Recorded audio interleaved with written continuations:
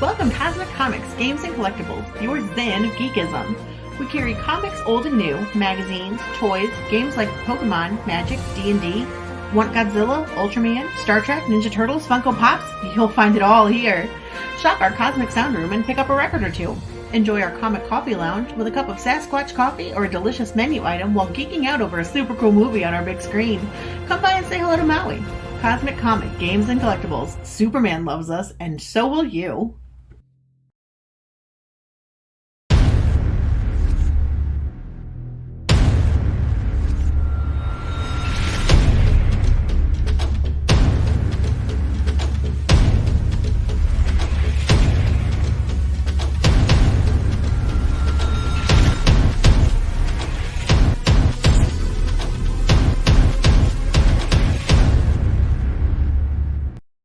The Adventures of Egoraven continues with Issue 3, now on Kickstarter.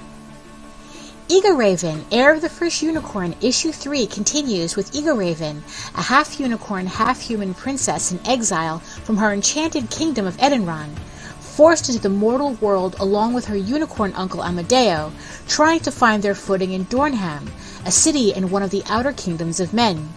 Finding an unlikely home with the blacksmith Daniel and his companions the horseman Johar and Morgan the fox, the unicorns try to settle into life at the Coal Horse Forge, fitting in as best as magical creatures in the mortal world can.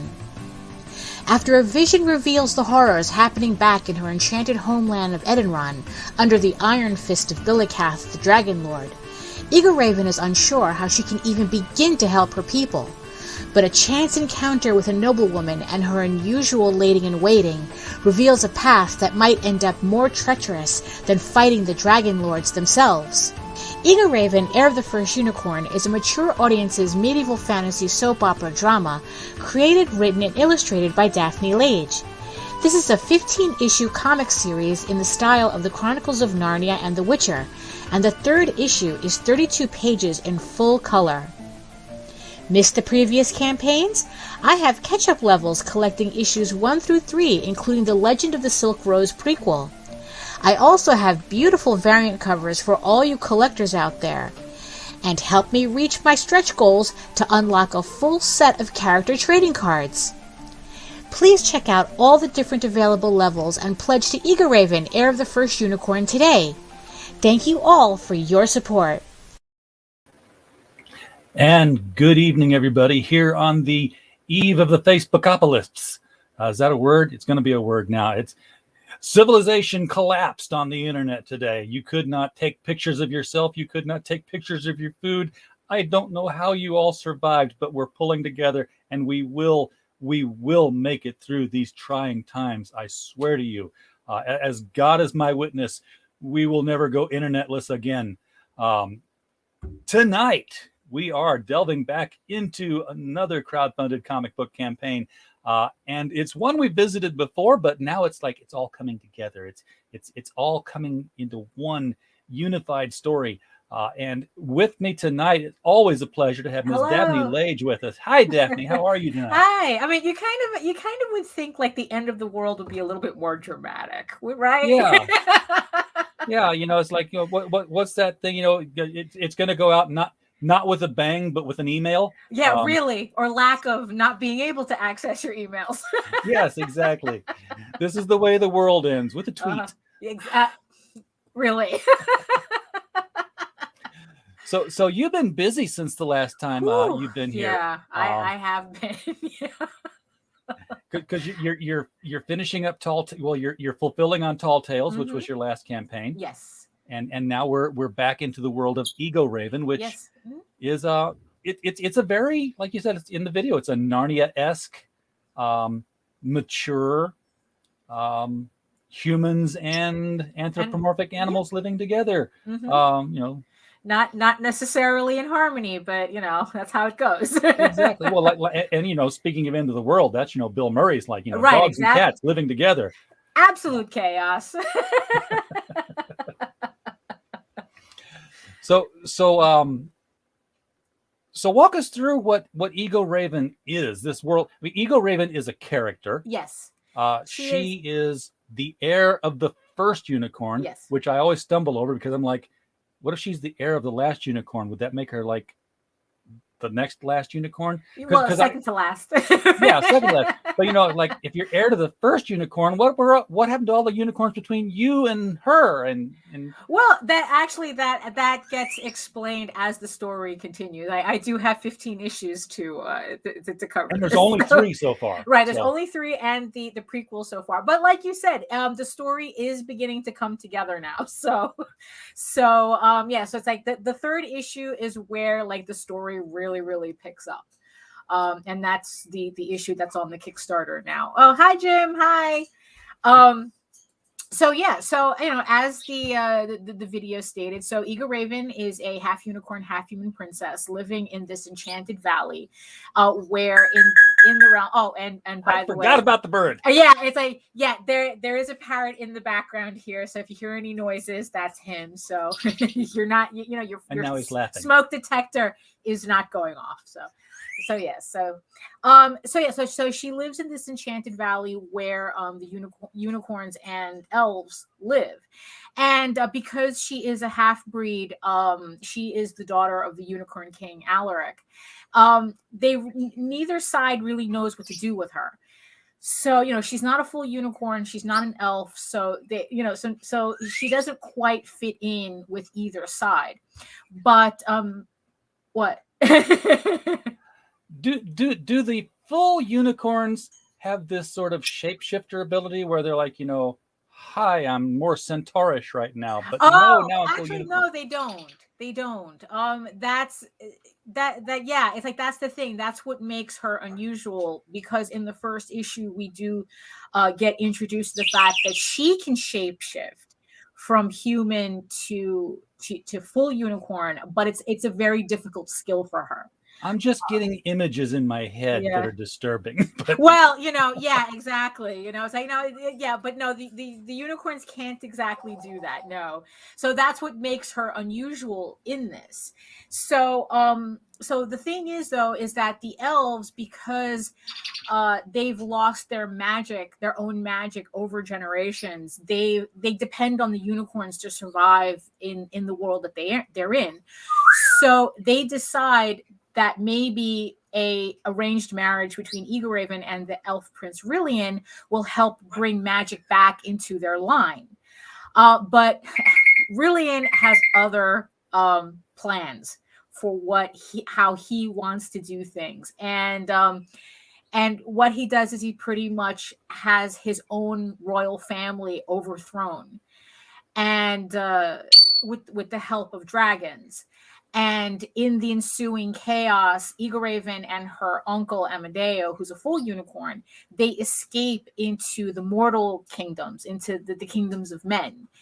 And the series is pretty much how Egoraven and her uncle maneuver living in this new world that is extremely suspicious of magical creatures too, and how she maneuvers in this world, and how she tries to figure out how to win back her kingdom from the dragons and a traitorous prince. It's very Game of Thrones. It's okay. Yeah, I'll take that. Just finish it, please. Right. No. It's absolutely. You see, that's the thing. The entire series, the script for the entire series is finished. So I am actually working towards an actual ending. So if you're seeing this for the first time and you're wondering, it's like, okay, so there's 3 issues. So what? Is it going to continue? It's like, yes, I'm actually, I have issue 5 ready to go to the flatters, and it's completely lettered. It's inked and lettered. So it just needs to be colored.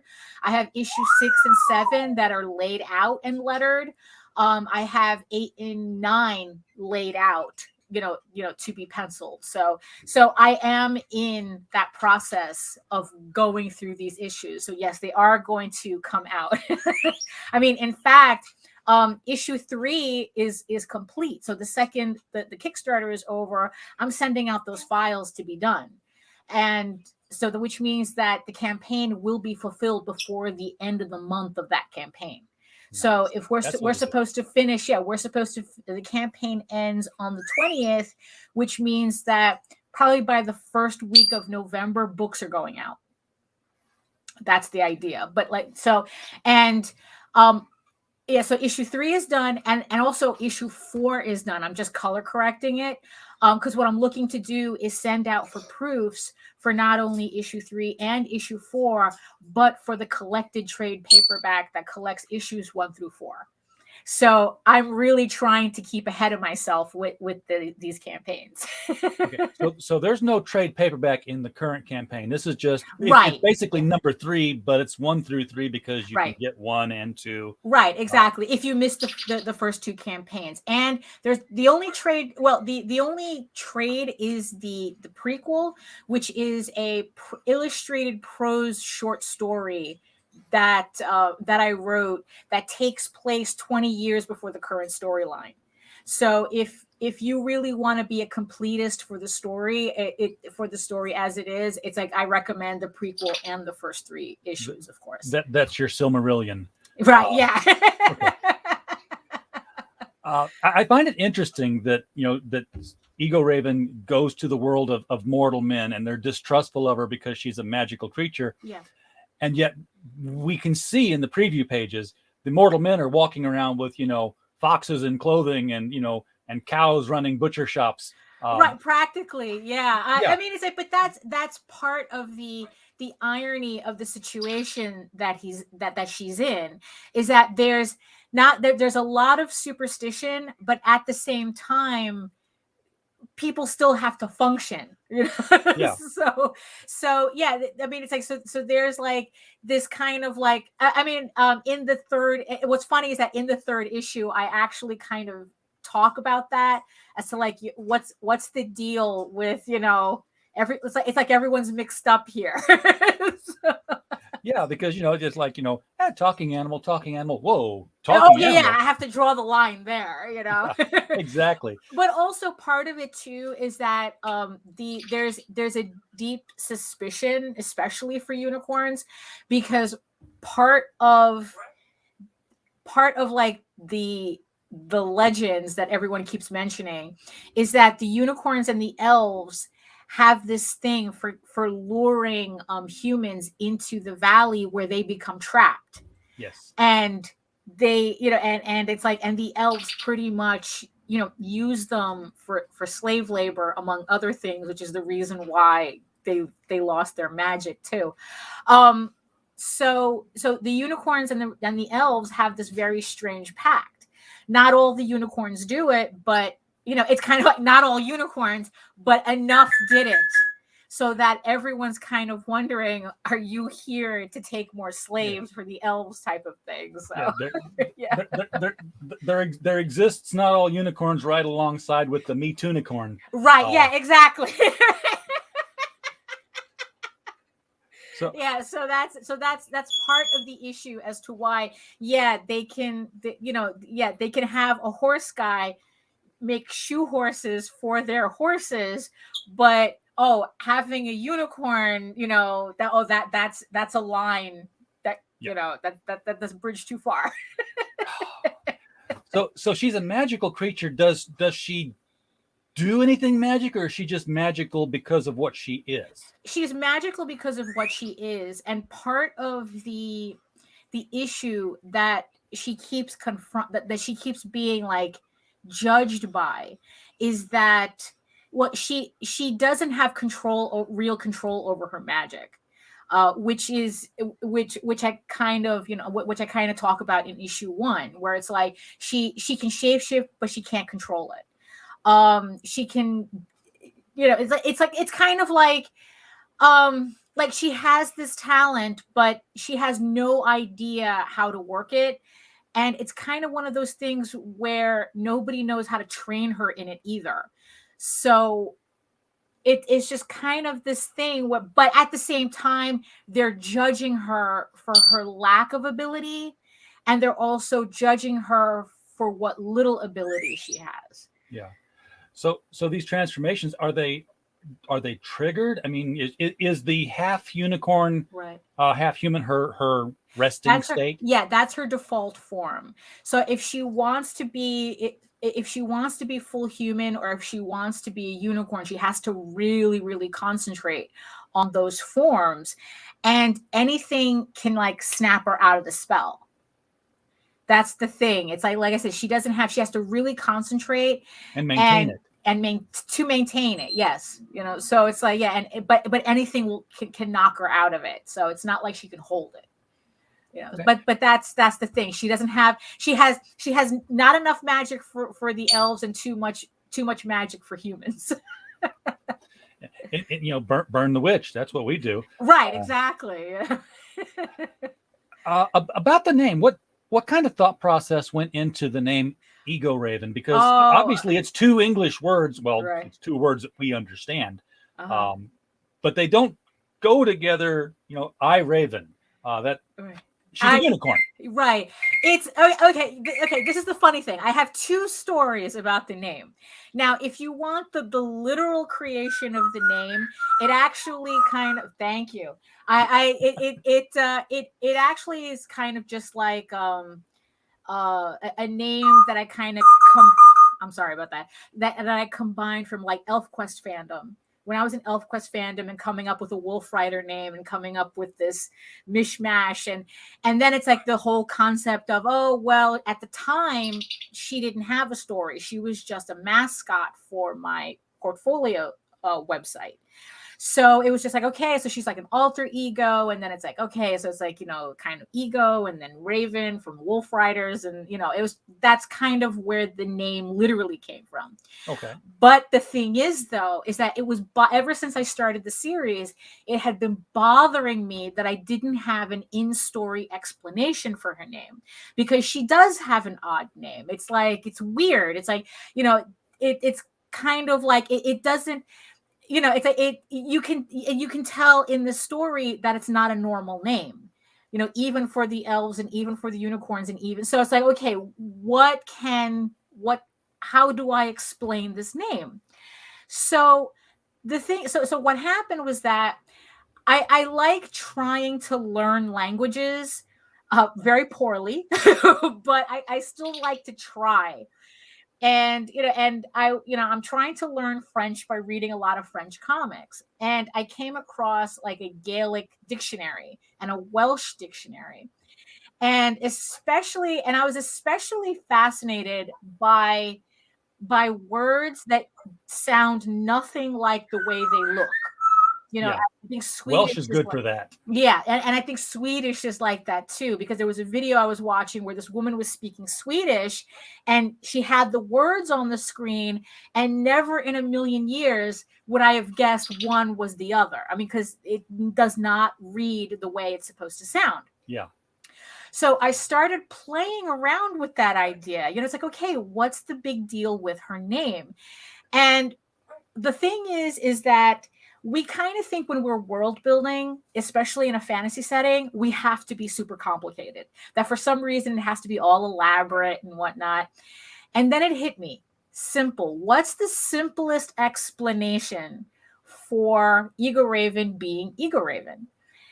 And I looked at especially the Welsh and the Gaelic dictionaries, the glossaries and whatnot, and I realized, well, what if? Actually, it's not what if. This is the story. Her father named her after the High Elvish old word for beloved, which is spelled out like Egoraven. I spelled it as EIGR''N,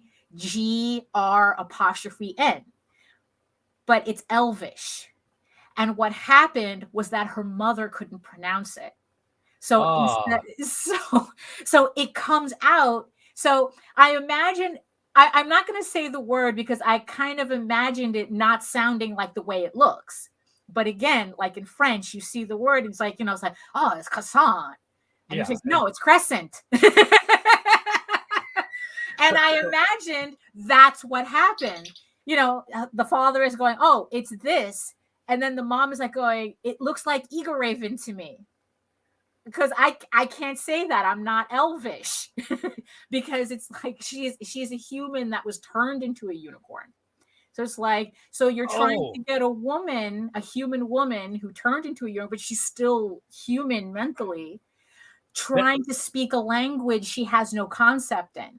So her mother used to be that still doesn't fix the mental image I have of the right. Well, you see, but that's what the prequel is for. That because the prequel completely explains how Egoraven's parents met, because you don't get a unicorn girl out of nowhere. So that's Egoraven. Her mom couldn't pronounce her name correctly. At least you're not going to sit here and say, it only looks like Egoraven. It's actually Egoraven. Something like that. Yeah, that's what I was playing around with. And it's like, yeah, so, no, it's Egoraven. It's croissant. Well, yeah, it's just one of them words. So right, exactly. So you're halfway through the campaign, and you're double funded. Yes, yes. Which very is happy with that. I finally got it back up to 3,000. It was doing a merry-go-round. Yeah, it was doing a merry-go-round for a bit, so I'm happy with that. Comfortable margin above your goal, but we'd obviously like to be like double that, so you could actually pay for everything and get some money. And you're a project we love. Yeah. What does that mean? It means that somebody at Kickstarter looked over my campaign and really liked my book. Good. And I'm kind of tickled by that. So yeah. So I it's funny. This was something that I was kind of like really, really trying for since I started putting Tall Tales on Kickstarter and especially when I started doing Egoraven, it's like, oh, how do I get this? How do I get this? And then when I finally got it, it was a complete surprise to me. I was just like so excited when that email popped up. So this is a official project we love from Kickstarter. So now, are there different breeds of unicorn? Because she's got some Clydesdale in her. Right. Yeah. Well, again, you see, that's kind of related to the prequel story, because it's like she is a magically created figure. So sometimes the magic doesn't exactly work the way it should. Well, the fact that she ended up, half and half is definitely. Also, it's like I just like drawing really, really luxurious looking fur. Yeah, well, and right around the ankles and wrist, I'm like that's a I like that. I like that. I like that look. Yeah, so it's like Clydesdales and Frisians type of thing. But yeah, but mostly it's because I really like drawing. It's from years of drawing furries. Some habits die hard. Sure. But this image here definitely needs to be either a die cut magnet or a chunky magnet or a sticker or something. Yeah, no, definitely. Actually, it's the final stretch goal if the campaign reaches 5,000.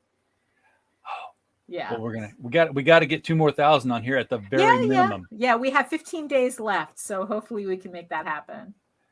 Because it'll just be easier. It's like just get me to 5,000 and it unlocks everything so everybody can get everything. Yeah. Now.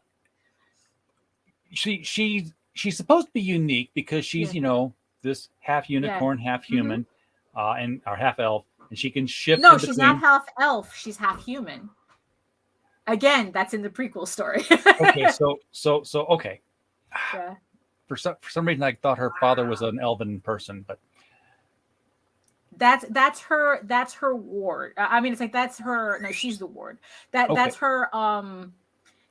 Kind of like caretaker, because it's like Alaric being a full unicorn, he can't really take care of her, so he kind of offers her to the king of the elves as you can raise her. I need you to raise her.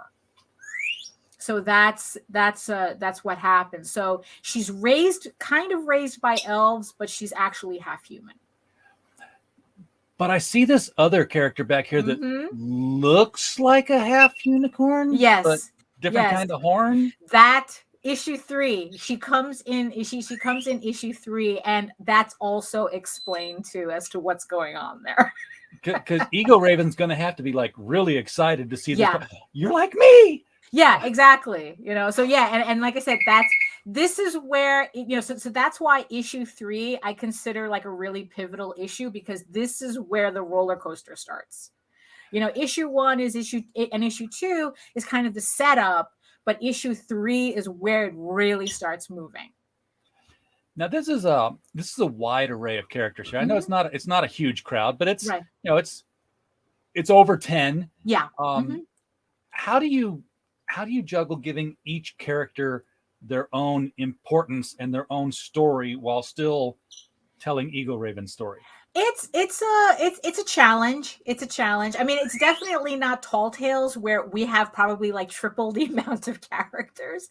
But what I try to do is I try to make like each scene in the book focus on a different perspective, which means focusing on a different character as to what's going on in that scene.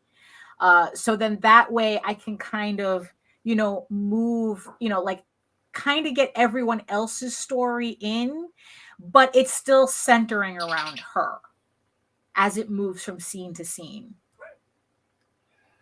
Yeah, it's a challenge, like I said. And I'm looking at these animal characters here. I mean, the fox. I'm like, okay, he's standing on his hind legs, but he's still a fox. Yes. Mm-hmm. The horse is standing on his hind legs, and he's not a horse. Yeah. He's humanoid horse. Yeah. Mm-hmm. So is this the whole goofy Pluto paradox that comes with Disney? He's like it's a dog, but he's a dog too. Well, it's something like that. Yes, because it's like because I also have because also in my world I also could have talking horses. So it's so the part of this whole superstition thing is that even though there are these animal characters in the world, there's not a lot of them. They're not actually common. And the thing is, though, nobody really knows where they come from. So I guess the story that people made up about them is that they were created by stray pockets of magic. And because of that, that's how you get different types. Okay. Because it's just magic randomly corrupting animals. So there are horses that people are riding around, and then there's this guy. Right. But the funny thing is that like this guy could ride a horse. I was going to ask. Yeah, no, he does. Yeah. I mean, it's like, what's funny is that I have actually gotten, it's because especially in Tall Tales, you see a lot of that. You see horsemen riding horses. And I've actually gotten flack for that because I guess like more purists would say, oh, that doesn't make any sense. And I go, look, it makes me laugh. So you got to deal with it. Exactly. I mean, it's not like he just like takes off running after somebody and then just snorts and jumps down to all fours and starts right. running. Yeah, no. Yeah. Although Morgan, because he's more animalistic, would do that.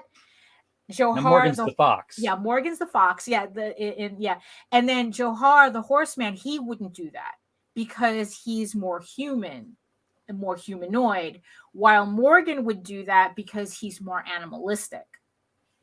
Yeah. So when you say people don't know where they come from, is that part of the mystery of the story that all of this is going to be explained? Yeah, well, that mystery isn't explained. I mean, it's just that's just the amorphous nature of magic. Because there's also this whole thing about humans who can handle magic and how they're treated differently than actual magical creatures. Yeah, and how that's dealt with in the world. So it's just like magic is just it's kind of like magic is a thing, but it's not everywhere. Like everybody knows of it, but it's not something that affects everything. You can't control it, predict it. Right, exactly. So it's like, depending on where you live, you could probably live your entire life without experiencing magic directly, but you technically live in a magical world. So these creatures, is this, and maybe this is something that's not even relevant, but is this pockets of magic impacting an animal to make them human-like, or is this pockets of magic impacting a human to make them animal-like? We don't know. Do the creatures themselves know? I mean, did no, they don't. No, they don't. This is because this is the funny thing, because animal people, the kingdom that Egoraven comes from is literally a magical center. That's why the dragons agreed to take it over, because they wanted control of that magic there. But these animal people don't exist. So even, Egoraven is kind of surprised. It's like, oh, talking animals. Okay. It's like, maybe, it's like the mortal world is a little stranger than I thought. But at the same time, to her, there's a certain comfort to that, because it's like, well, if I'm half and you're half, it's like, maybe it's really not that big of a deal. Yeah. So, but like, people like Morgan, look what you've done. Characters like Morgan, they don't, reflect back on my days as a kid. There was just like, I was. Right. Yeah. It's kind of like that. Yeah. That it's like, yeah, it's like, it's, they kind of like, even what's weird is like, they don't see themselves as animals, because they have, like they're like humanoid sentient. So, but at the same time, like, humans treat them like animals, because also it's like, that's also part of the suspicion too. So they get the double whammy of humans being suspicious of them because, oh, are you kind of, you're from ancient magic and we don't know that. And at the same time, hi Lorenzo. At the same time, it's like, oh, you're just an animal. Even though you can talk to me, you're just an animal. It's like, you're just because, it's like there's, again, it's like, there's something in the third issue that targets that kind of like explains some of that too. Okay, where it's like, oh, you're animals who think you're people. And do they have, and it may differ from animal to animal, how much of the animal they retain. I mean, Morgan, he's wearing clothes. He obviously probably has coin at some point. He could go to the butcher shop and buy a chicken, but is it more fun to chase one down in the coop? What's funny is like, I'm building up a backstory about him where he worked in a slaughterhouse. So, I mean, chasing them chicken. Yeah, exactly. So the funny thing is, though, is that he used to, before he became a blacksmith. Now, mind you, this is literally like backstory world building. It's not addressed in the series, so I don't feel it's a spoiler. So that's why I'm saying it. Okay. So yeah, so the story that I have for him is that Morgan used to work in a slaughterhouse because it's such a low-end job. Those are the like kind of like the only jobs animal people can get. It's like it's either that or they're working as farmhands, kind of like, the equivalent of just being the animal, And because of that, he has an aversion to slaughter. Like, he likes to hunt his own food because he has an aversion to what he used to do in the slaughterhouse. So it's like, technically he would rather chase down his own chicken than buy one from the market. but then he would deep fry it and right. Well, that's different. Like a civilized person would. It's like, he's a deep fried Oreo type of guy. So it's like, he's very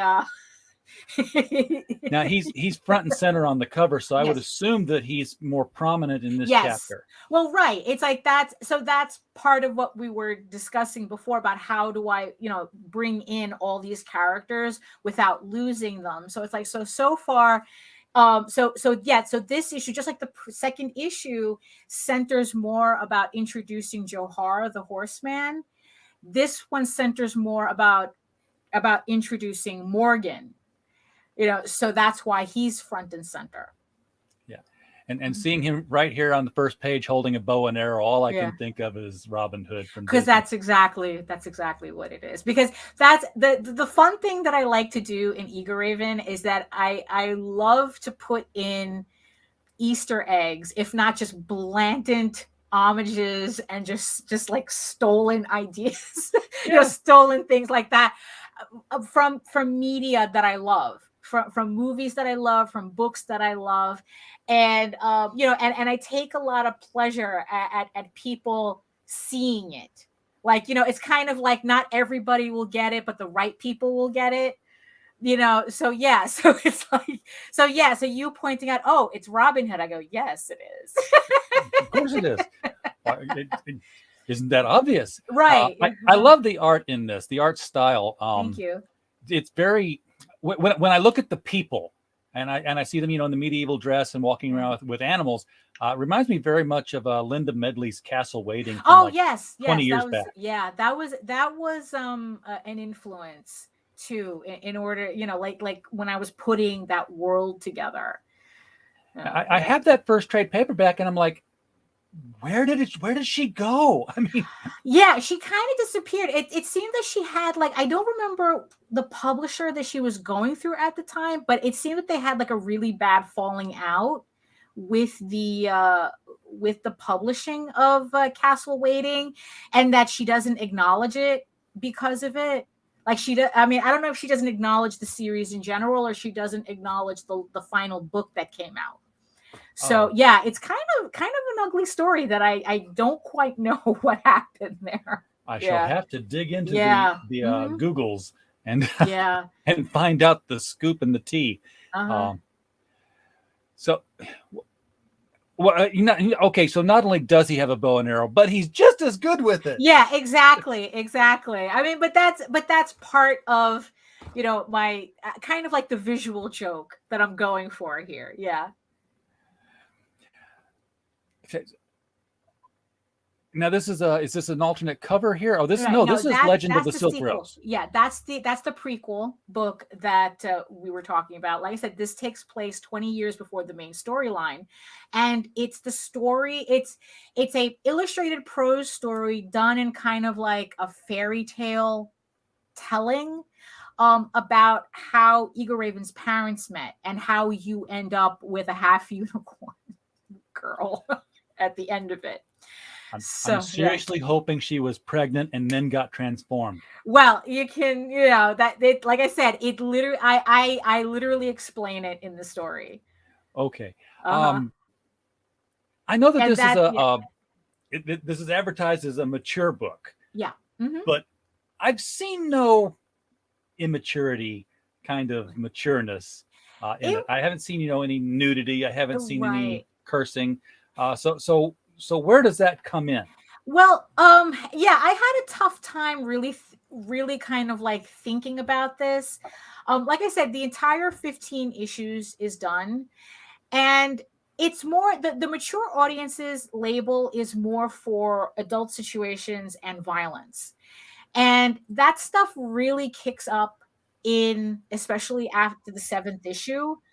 And even then, it's like when I was lettering issue 5, there are certain conversations that happen that are kind of, that I would say is kind of mature, and it just got to a point where, and there are certain scenes that come up later, that I'm like going, I'm gonna need to make a decision here.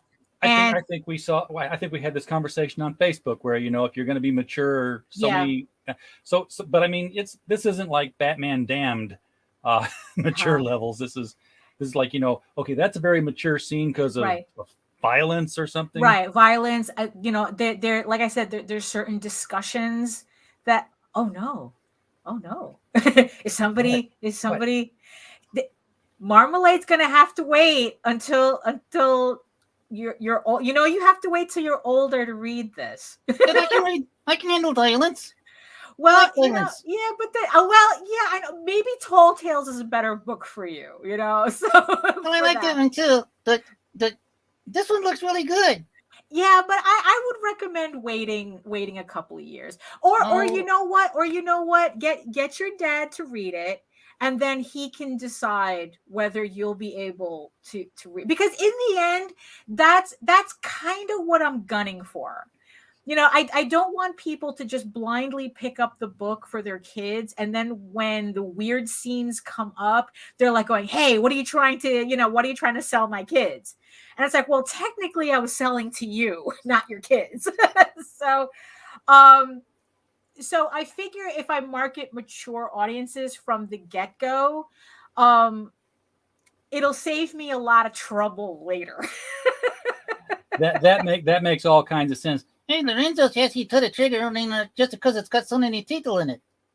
Yeah, well, there you go. That could, yeah, and you know, people being people, you know, they could be trouble scary, sometimes. just like he says. They're very scary. Yeah. So by the way, unadopted. I'm not a half human. There's no story here with my dad and a fuzzy monster. Okay, just being clear on that one. But your dad still loves you anyway. Yes, so that's right. I'm gonna go after dad now. Get me that book, okay? There you go. Yeah. So that's in the end, it's like that's kind of why I did it, so that there was no assumptions. Like remember the first time you saw Watership Down, or at least most kids in the 80s saw Watership Down? Yes. who doesn't have PTSD from that? Right, exactly. So that's what I was kind of trying to avoid. I went into that thinking, I was thinking like, oh, Wind in the Willows Part 2. Right. You know, oh, it has bunnies on the cover. You know, it should be okay. So that's what so that's what I'm trying to avoid here, you know. And also the thing is too is that because it's a comic and it has unicorns in it, I know it will be very easy for people to just say, oh, you know, it's nothing. It's like My Little Pony or something, you know, and I've seen some pretty mature stuff. Well, yeah, well, I know, really. You know, and it's like, and I really didn't want to get entangled in the idea of I'm somehow responsible for entertaining your kids without you knowing type of thing. You know, it's like I want parents to be involved. Yeah, Plague Dogs. Yeah, exactly. And you know, and it's like, and I wanted to take that pressure off of me. You know, it's like, you know, because in the end, I'm not entertaining children. I'm entertaining other adults that like fantasy work. Yeah. So, you know, so in the end, it's like, you know what, let me put a mature labels on this so that, like I said, so that I avoid, or at least it's like I try to circumvent a lot of issues down the road, you know. Yeah, I can definitely understand that. Yeah. Looking at the tiers here, you've got, you know, hey, throw $10 at it if you want nothing. Just support the book because you like me type of thing. And you know what? I've seen enough CSVs come my way for fulfillment that I'm like, what am I? Oh, they just gave them money. So, right, so exactly. People do it. Yeah, they do. But you know, you might as well at least get the PDF. You can still give $10, you know, even though it's only asked for $5, and get the PDF and have something to read. Right. Yeah, exactly. At least that way you get something for your money, and it's a PDF, especially if you're in Europe, because shipping to outside the United States is well, you would know because, you know, you're shipping on behalf of a lot of international creators, and it's like, you know, yeah, it's really weird to ship outside of the United States. So Australia's gone from 20-something to 70-something to you can't get there from here. Right, exactly. Yeah, like I literally got a message saying you will not be able to get anything to Australia. Period. You know, so it's gone back to being a penal colony like it was. Right, exactly. You know, so yeah, so the PDFs, you know, it's like you could at least get the PDFs if, you know, you can't get the, you know, physical copies. Like I said, at least get something for your money. Yeah, and the physical copy is only $10. Now that that can't possibly include shipping in that cost. So Well, the shipping in the United States is $3. that okay, even And I that think is you're did I taking a do loss on it. $3? I'm not sure. I don't remember if I did $3 or $5. It's been, you know what it is. I do these campaigns so far in advance. I'm lucky I even remember what's on the screen right now. Oh, yeah. So okay, so you probably set the shipping up before the post office changed their rates last August. Yeah, probably. Yeah, Yeah. because it's the post office. Speaking of merry-go-rounds, the post office is always doing this with their rates. So. Well, and they've just at the beginning of this month, they've raised their rates again temporarily. Right. Well, but for the in holiday exchange for it, season. we get slower service. So Right, yeah, because because it's like, because they're saying it's because of the holidays and yada yada, but they also say we won't notice. It's like, well, if we won't notice, why are you mentioning it? yeah, it's like, exactly. Stuff, right? You won't notice that we're getting there slower. We promise. Right. But we're telling you anyway. Right? we're being more careful with your packages and walking at a slow pace instead of a brisk pace. Yeah. Yeah, Jazz Crab. I also hope for her sake it's $5, not $3, because because it's $3 and change just for the mailing rate. That's not even including if you go the cheap route and just use one of these stiff mailers instead of a Gemini. Right. Which some people choose to do. Yeah. But the catch-up tier is where it's at. If you have not gotten any of these things here, I love catch-up packs. Yeah. I love them so much that I actually went out to see if because everyone's putting like cute little things in their tiers. Yeah. And yes, you can get custom printed catch-up packs. Oh, that's funny. That's funny. Although I wouldn't trust sending it in the mail, though, if it gets squished or something. Yeah. You don't want ketchup covered comics. Well, the fun thing is that you can buy them, but they're not filled. You have to send them somewhere else to be filled. But you could have a ketchup pack.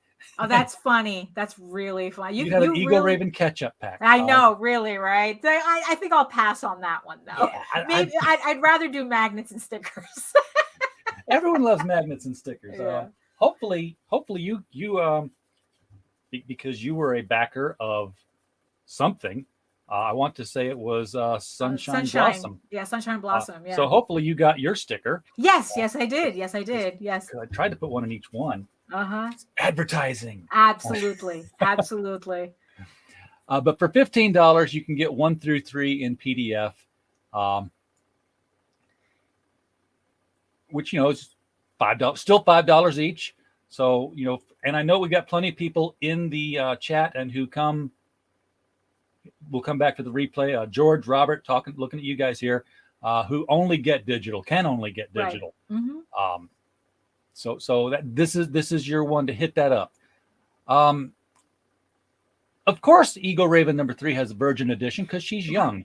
I know, really, right? It's like, it took somebody else to tell me that for me to realize I missed out on an opportunity, a joke opportunity here. Yeah, because we all know how unicorns love virgins. Yeah, not saying that Egoraven number 3, the other one is the slutty edition. Right. But that was on the issue 2 campaign because I did have the infamous nude cover for issue 2. So for everyone, you see, that's why you shouldn't miss out on campaigns, because you miss out on all these weird variants that I'm not reprinting. She's a nice unicorn girl. Yeah, exactly. But the virgin cover just means it's the basic cover, but without the trade dress. Right, without the logos. It's just the artwork on the cover. Yeah. And if you do like variants, I have plenty of variants here for you if you like to collect those things. I have the virgin cover, which, like you said, is only the artwork. It doesn't have the trade dress on it. I have the silver foil, which has the line art printed on silver foil. I love these covers because you really get to see my line art for that. If you scroll down, there's, the pictures don't do it justice. Hey, there's a black box on this thing. I thought we said there was none of that. Well, I didn't say that there was none of that. I did say it was a nude cover from the second issue. So yeah, so this is a limited edition set that I created as an add-on. It features issues 1, 2, and 3 in their with hollow foil covers, and this set also comes with a metal bookmark and a metal trading card of that infamous issue 2 nude cover. That I did for the second campaign. So it's like, if you missed out on that nude cover, this is the only way to get it. I was looking to see if you had all the variants of this issue. Oh yeah. If you scroll down, I have pictures of everything. Okay. So this would be, I guess, an example of the silver. Like I said, pictures don't do it justice. I love this so much. It's the line art, my line art on silver foil, and it's just wonderful. I just love the way it came out. It's up there with the hollow foils. Like, I can't tell which one I like the best. Oh yeah. I like virgin covers as a variant, but when I'm shopping in the store, I'm like, I see so many of them from like DC. Yeah. I'm like, okay, is this detective or Batman or Batgirl? Right. I can't Yeah. tell. You need the titles. Yeah. And you have to go digging through the book to know.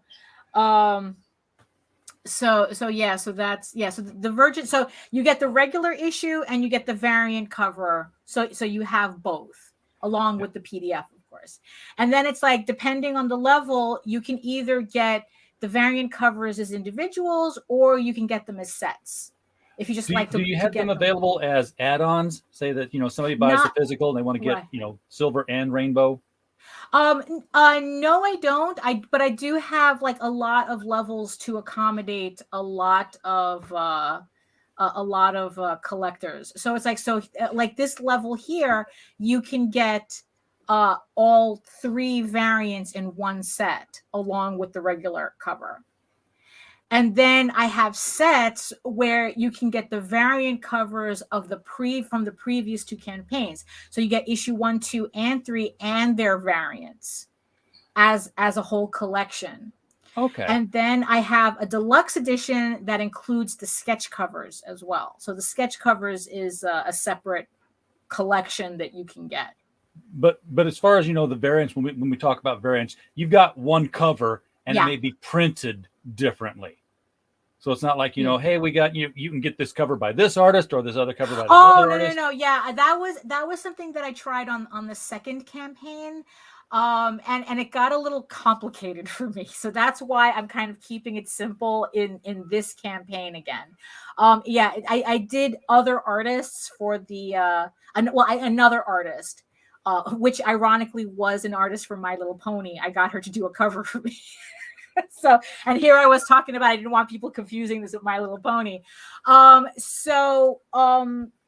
did that on that campaign, but when I put together this campaign, I decided like I didn't want to get too complicated with the campaign, so I just kept it simple. So it's just the regular variants, printed different ways, or you have the sketch covers, which is original artwork on a blank.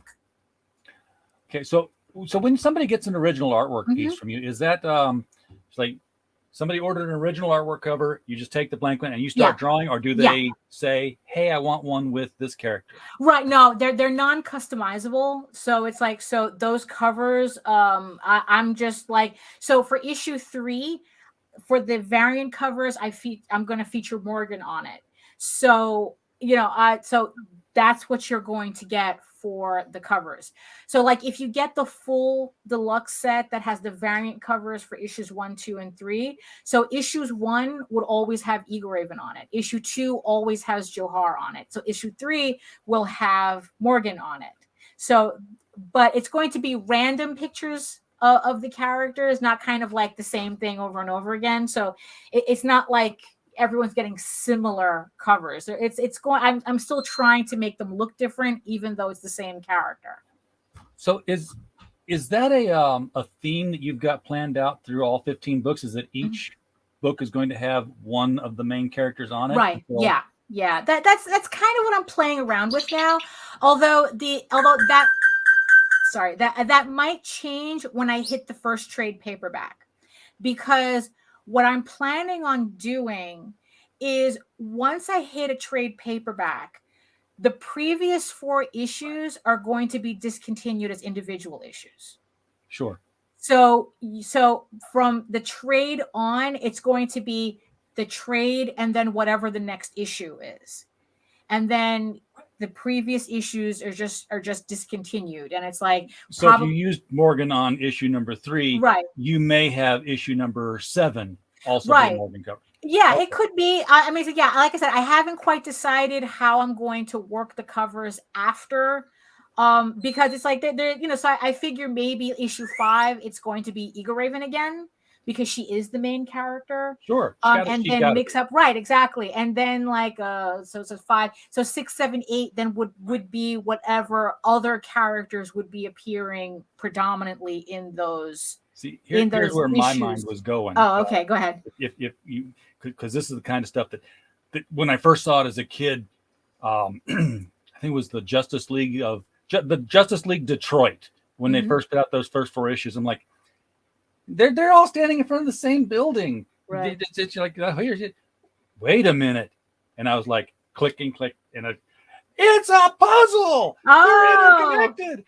So, I was like, wow, wouldn't that be cool if it was like, 5 and 5 and 5? And well, you see, the funny thing is that was something I actually did for the Oswald Chronicles. Because, Oswald is a bit more challenging when it comes to doing covers for that because he is the main character. Yeah. And a lot of those issues are kind of like, it's like, oh, this is the start of this series and the start of this series and the start of this series. So it's like, I know for that series, I know people always want a picture of Oswald. So how do I, especially if they're ordering multiple covers, how do I make those covers interesting? Even with the same and part 1, there was a couple of sets where I did a puzzle piece where someone ordered like 4 covers and it was just like when you put them together, it's one picture. So yeah. Yeah, and I was seeing that with like these first 3. I was like, oh, I wonder if and I saw that they didn't go together, but right. But yeah, no. So these are more pinups rather than that. But like I said, as the series goes on, because there are going to be 15 issues, it's like I might start playing around with it more. But the bottom line is that the art covers are not customizable at this time. Got it. Yeah. You can do it for the trade paperback with that like gatefold Jim Lee X-Men kind of things, like it folds actually, in. For what I was thinking of doing with the trade paperback is doing book plates that has a sketch on it, but I haven't worked out the details for that yet.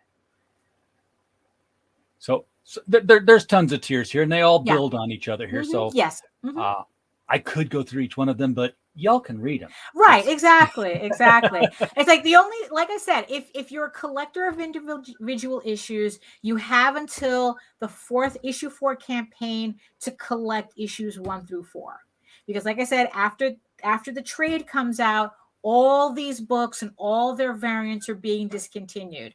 I might be able, depending on how much I have left over, I might offer them as like the leftovers as add-ons or on my shop or whatnot, depending on how many. But if you're into individual issues, these are the campaigns to get them now. These are the campaigns to get them. All right. So. Oh, we went up. It has gone up. We went up. Thank you. Thank you for whoever pledged during the show. Thank you. Yeah, and as is the case, Daphne, whenever we see a campaign go up during the show, we assume it's one of our chat members doing it. I hope so. I'd like to thank. So thank you. Thank you for we take the credit. And we call this our shake and bake moment. Oh, shake and bake, and I help. And I you know what? I'm more than happy to give you credit, you and the chat credit for. It just gives me a reason to play that little video there. Well, that's true too. Yeah. All right. Well, so whoever was in the chat, thank you for that. We appreciate it very much. Thank you very much. Thank you. Yeah. We have reached the top of the hour, so I'm glad something came of it. Right. Absolutely. Yeah. I hate getting to the end and say we did nothing. Aw. But We talked about we talked about world building and stories and mispronounced names and we covered a the lot of ground origins or lack thereof of magic and furries and stuff. So I think it was a very productive hour. there. We could talk a whole hour about furries Yeah.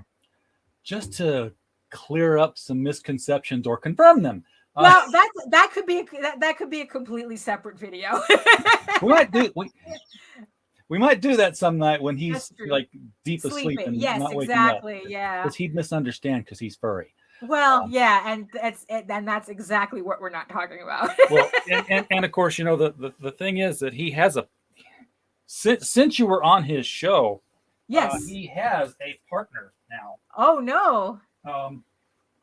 He doesn't talk a whole lot, but he just kind of comes in and lets him know when he gets a super chat. This is Hedge McMahon. Oh, hello, Hedge. So he's the super chat hedgehog. Congratulations.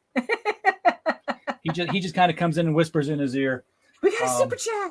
Yeah, and because I have no idea what he would sound like. Right. If he decided to start talking. Uh-huh. And then things would probably get really confusing. Right. But that's fun, though. That's fun. It is fun. It's been a lot of fun, and thank you for getting him rolling because people seem to like him more than they like me. Aw.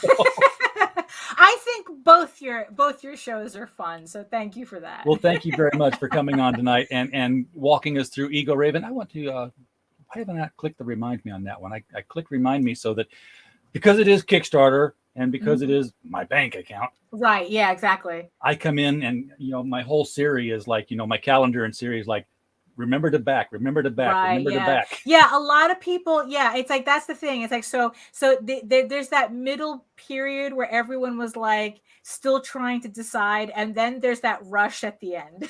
Yeah. Well, it's for me, it's, I'll forget if I back something. Right. And then, my bank account doesn't have that much of a cushion to it. Right. Yeah. That's true. Yeah, it's not like it's like that. That's why not to get too deep into comparisons, but like that's one of the reasons why I kind of like Indiegogo's format better because it's one and done. It's like, okay, you're committed. Yeah. I don't know why Kickstarter doesn't do that. I don't know why they do that. Why they don't do that either. Yeah. Yeah, they don't want to have to process refunds and returns like that. But at the same time, even if you do, you're holding how many hundreds of thousands of dollars that you're collecting interest on? Right, exactly. So it's like, so I hope that that's something that Kickstarter kind of like thinks about, that it's like, I'd rather, because also what it would do too is like, it would kind of like curb, the people kind of like the troll bidders, that it's like, that they, like you said, that they'll get the expensive tier and then at the last minute they'll pull it. Yeah. Hey, look, there's 5 of these $500 tiers. Let's take them right now, and then we'll just cancel. Yeah, exactly. And then cancel at the last minute. So it's like I would think that it would help curb that.